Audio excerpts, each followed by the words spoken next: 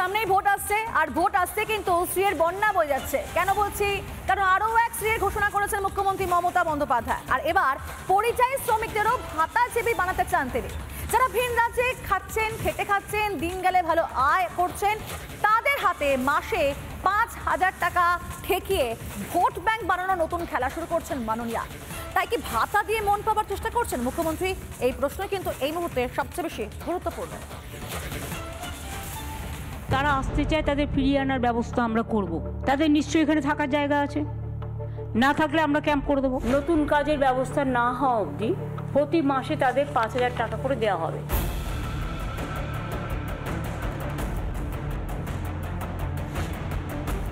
Vote এলেই মাননীয়ার নতুন খেলা, নতুন মিথ্যাচার। এবার বাংলা ভাষার ওপর অত্যাচারের মিথ্যা ছুতোয় পরিযায়ী শ্রমিকদের ভাতাজীবী বানানোর চেষ্টা। এই পরিকল্পনাটার আমরা নাম দিয়েছি শ্রমশ্রী। এককালীন ভ্রমণ সহায়তা সহ আমরা ৫,০০০ টাকা দেব। আমরা ফিরে আসার পর ১২ মাস মানে ১ বছর নতুন কাজের ব্যবস্থা না হওয়া অবধি প্রতি মাসে তাদের ৫,০০০ টাকা করে দেওয়া হবে। মাসিক ৫,০০০ ভাতায় সংসার চলবে পরিযায়ীদের? ছেলে মেয়ের উচ্চশিক্ষায় শিক্ষিত করতে পারবেন তারা? ৫,০০০ টাকায় কিছু হয় না।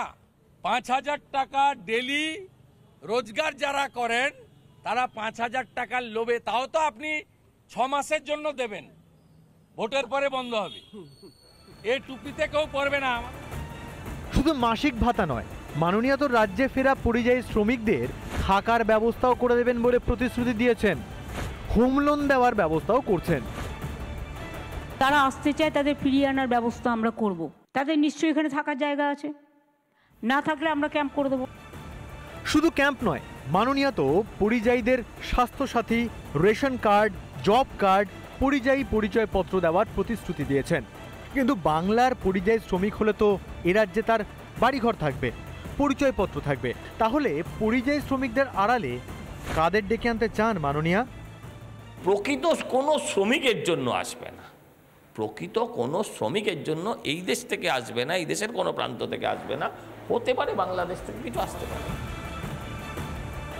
তৃণমূলের মিথ্যাচার অত্যাচার ধরে ফেলেছে বঙ্গবাসী। মমতা ব্যানার্জি বুঝতে পারছেন স্ত্রী সাথী ভাণ্ডারে ভোট যুদ্ধ জয় কার্যত অসম্ভব।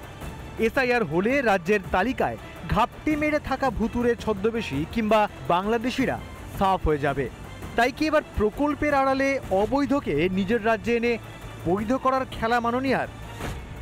রিপাবলিক বাংলা। নানা ধরনের কন্টেন্ট দেখার জন্য লাইক করুন, শেয়ার করুন আমাদের ফেসবুক পেজ, সাবস্ক্রাইব করুন আমাদের ইউটিউব চ্যানেল। পাশাপাশি অন্যান্য ব্রেকিং নিউজের জন্য অবশ্যই চোখ রাখুন রিপাবলিক বাংলায়।